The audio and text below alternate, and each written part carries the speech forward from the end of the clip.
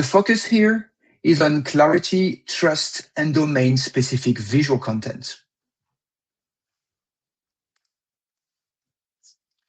We released reference elements in 14.6 LTS as a way to enrich visualizations with data-driven lines, bands, areas, boxes, and markers for additional context, benchmark, and insights in visualizations.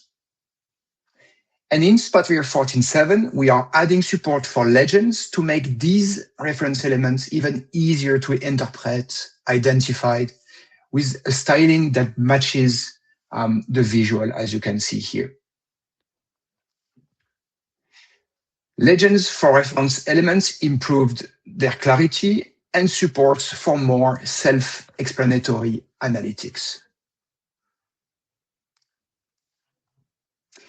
And with that, we are also adding support for tooltips for reference elements.